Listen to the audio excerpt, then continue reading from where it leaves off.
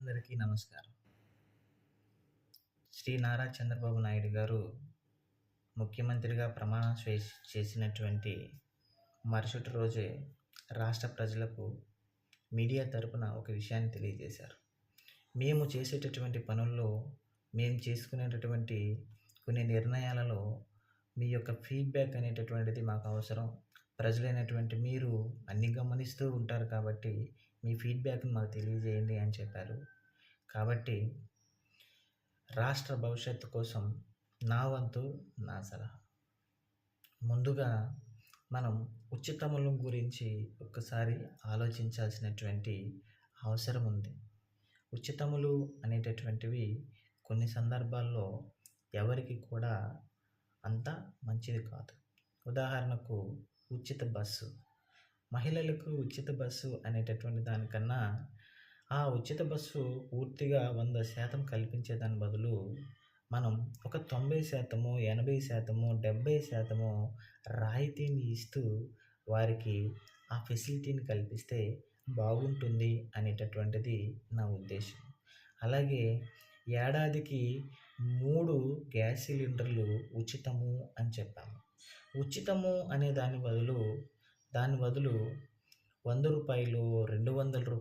150 తీసుకొని మనం వాటిని అందిస్తే బాగుంటుందేమో అనేటటువంటిది నా ఉద్దేశం.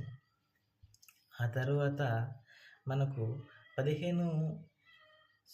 1,500 నెలకు 19 సంవత్సరాల నుండి 59 సంవత్సరాల మధ్య ఉన్నటువంటి మహిళలకు అందిస్తాము అని చెప్పాము.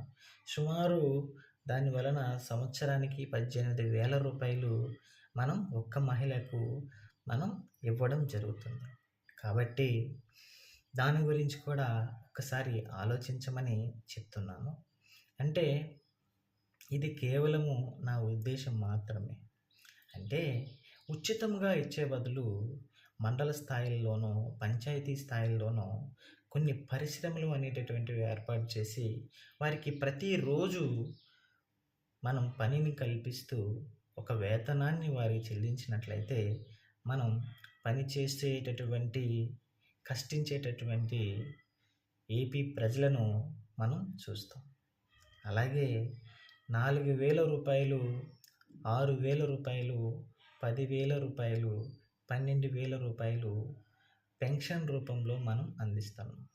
4,000 వృద్ధులకు అందించడము చాలా మంచి ఆలోచన, మంచి ప్రయత్నం.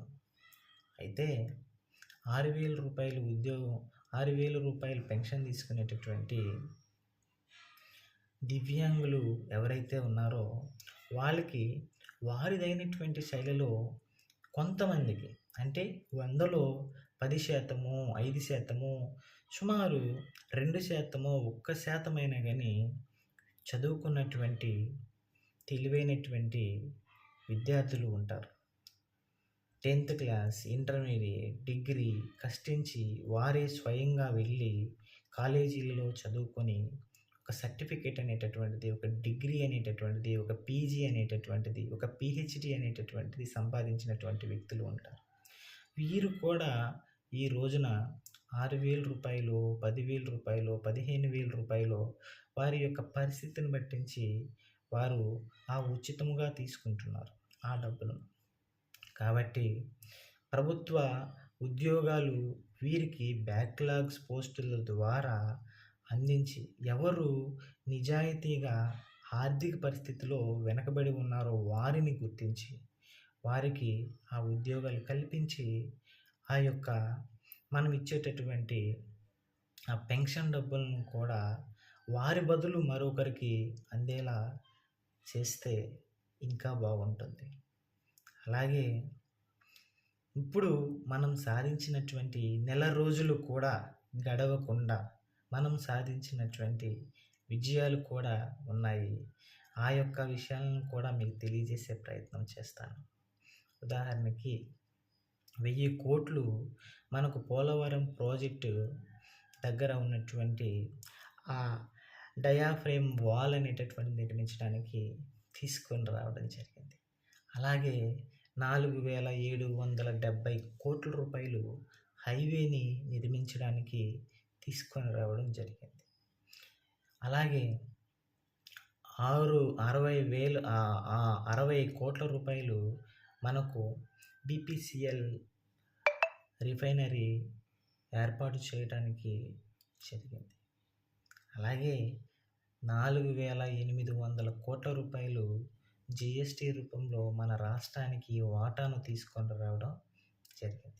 ఇదే కాకుండా మన అమరావతి చుట్టూ కూడా మనకు రింగ్ రోడ్డు ఏర్పాటు చేసి ఆ రింగ్ రోడ్డులో మన యొక్క అభివృద్ధి మొత్తాన్ని కూడా చూపించడం కోసం ఒక హైదరాబాద్ ఏ విధంగా అయితే అభివృద్ధి చేశారో అదేవిధంగా ఈ యొక్క మన అమరావతిని కూడా డెవలప్ చేయటానికి కేంద్ర ప్రభుత్వం నుండి నిధులను తీసుకొని వచ్చారు.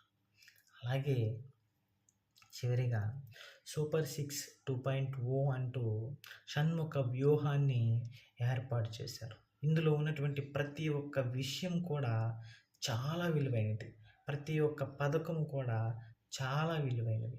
కాబట్టి ఇవి అన్నీ కూడా మనం గ్రామంలో ఉన్నటువంటి ప్రతి ఒక్క వ్యక్తికి కూడా ఈ విషయాన్ని మనం తెలియజేయాల్సినటువంటి అవసరం ఉంది. కాబట్టి ప్రజలారా అందరూ గుర్తించండి, మనం మంచి విషయాలను ఎప్పుడూ జనాల్లోనికి తీసుకువెళ్ళాలి. కాబట్టి అభివృద్ధి పదంలో నడుస్తున్నటువంటి ప్రస్తుత ఆంధ్రప్రదేశ్ రాష్ట్రం ఇంకా ముందుకు కొనసాగాలని మనస్ఫూర్తిగా కోరుకుంటున్నాను. ఇది కేవలము నా యొక్క ఆలోచన మాత్రమే, ఇదే చేయాలి అనేటటువంటిది కాదు. ఇది కేవలము నా ఆలోచన మాత్రమే. ఇందులో మిమ్మల్ని ఏదైనా కానీ బాధ పెట్టుంటే నన్ను క్షమించండి. ఎందుకు చెప్తున్నాను అంటే నేను కూడా ఒక దివ్యాంగుడినే. ఊరికనే 6,000 రూపాయలు తీసుకుంటున్నాను. అది నా యొక్క ఆర్థిక పరిస్థితిని తెలియజేస్తుంది. కాబట్టి ఇట్లా ఇష్టం లేకుండా తీసుకుంటున్నటువంటి నాలాంటి వారు అన్నదమ్ములు అక్క చెల్లెలు ఎంతోమంది ఉండే ఉంటారు అని చెప్పి నేను అనుకుంటున్నాను. కాబట్టి వారి యొక్క ఆలోచనలకు కూడా మీరు మంచి ప్రోత్సాహాన్ని కల్పించి వీరికి సహాయం చేస్తారని చెప్పి నేను ఆశిస్తున్నాను. కాబట్టి ఈ విషయాన్ని మీరు మీ ద్వారా మీ యొక్క స్నేహితులకు, మీ యొక్క ఇంటి పక్కన ఉన్న వాళ్ళకి అందరికీ కూడా మనం తెలియచేయాల్సినటువంటి బాధ్యత ఉంది. కాబట్టి మీరు దీనిపై ఏమనుకుంటున్నారో ఆ విషయాన్ని నాకు కామెంట్ రూపంలో తెలియచేయండి.